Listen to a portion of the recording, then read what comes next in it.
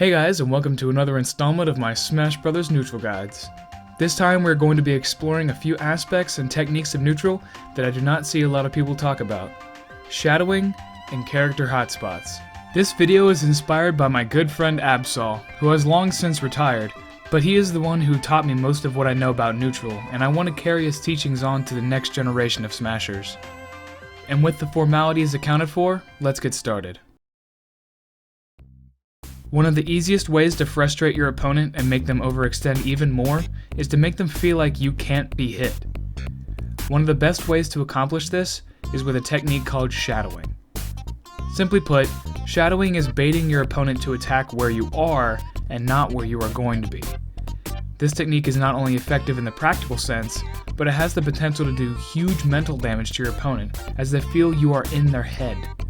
Essentially, it's a defensive read that also allows you to break neutral in your favor. However, in order to shadow effectively, you must first be well acquainted with your opponent's hotspots. Hotspots are similar to the heat maps you see in MOBAs or first-person shooters, but instead of showing where people have been, in Smash, it's where your opponent likes to go and what they like to do. I'll use Falcon as an example because he is a very straightforward character. Falcon's biggest asset in the neutral is his run speed and the great conversions he gets off of his crazy fast dash grab. As such, his hotspot is in a straight line extending forward from his body about the length of that dash grab. You want to visualize that area in front of Falcon whenever he is standing, so you can properly account for it. One could also think of this particular type of hotspot as a burst range. Burst ranges are basically hotspots that a character can cover with a certain option faster than you can react. These options are often called burst options, and are used to punish whiffs, exploit openings, and catch landings. Another matchup-defining example of a burst option is Corrin's Instapin. With that move at Corrin's disposal, you must be able to both respect the range and properly punish both the pin and its kick options. In order to maximize the effectiveness of this technique, you need to keep a tally on what your opponent likes to go for. Are they a Cloud that likes to land with back air? Extend the hotspot further behind him. Are they a Sonic that likes to spin dash linearly past you? Try to imagine a red zone in front of that ball so you can react and punish in time. Are they a Meta Knight fishing for their dash attack confirm? Visualize how far dash attack goes and paste it onto that Meta Knight. You get the idea. And this brings me to my next point. Your hotspots should change in accordance to your percent, your opponent's percent, and what you think the opponent will be going for. For example, when Diddy is idle and you are at low percent, I would recommend basing your heat map on things like dash grab and fair, slightly extended from his model. Once he picks up banana, however, not only do you need to move that heat map much farther forward to account for the toss and give Diddy a much wider berth to make sure that you can still react, but you can also remove the heat maps for fair and grab because banana removes those options from Diddy's toolkit for the time being. Finally, once Diddy has you at up smash kill percent, you need to reapply your hotspot for down tilt, as said Diddy will most likely be looking for it to get his kill confirmed. Use these principles to put a sort of triage system to your hotspots. For instance, Bowser's grab is always a threat, as even when he doesn't kill off of it, he gets good damage. So you should always have his grab range mapped out in your head. However, once you reach his up throw up air window, you need to put a much bigger priority on this grab zone than usual, both because your opponent will be looking for it more, and because you will most likely lose a stock if you get caught by it. Once you survive past the window, you can put grab back at a lower priority in your mind. The point of this exercise is to stop thinking of characters as characters and more like zones the characters are effective in.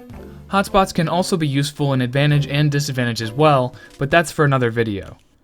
Once you have these hotspots down, then you can apply them to your shadowing technique as you know what options your opponent will be looking for and how to properly avoid them.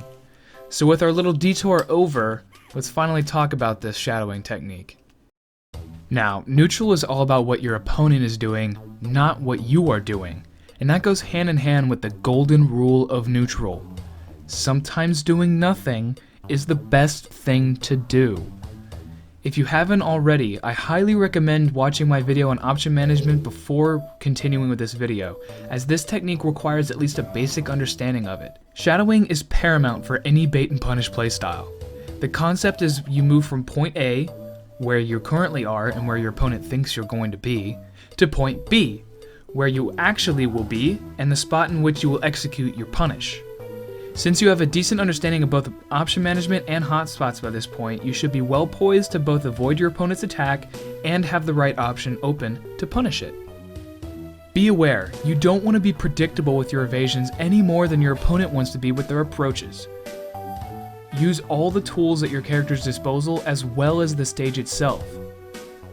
The easy way out of it seems to be using roll to shadow, but while rolling or spot dodging is legitimate enough, it is one of the worst shadowing options to do, as it's a set distance that is easily predictable later and limits your available punish options. If you're still rolling when your opponent whiffs, you missed your window as well and are back where you started. You want to pick your shadow option based on what your opponent likes to do as well as their tools. Obviously, some characters with better movement options will be better at shadowing than others, but this technique is applicable to all characters in the game. You can even use super armor or intangibility as a way to shadow without actually moving. If you master this technique correctly, as well as get down the hotspot and option management aspects of it, it will seem impossible to your opponent to actually land a significant blow on you. The better you shadow, the more you win neutral, and the more you win neutral, the more opportunities you will receive to push your advantage and ultimately triumph. Thanks for watching another one of my neutral guides. Again, special thanks to Absol for teaching me most of what I know about neutral, especially this aspect of it. If you have any questions about hotspots or shadowing that I could clear up, just leave a comment below or tweet at this handle. See you later guys, I'll catch you on the next video.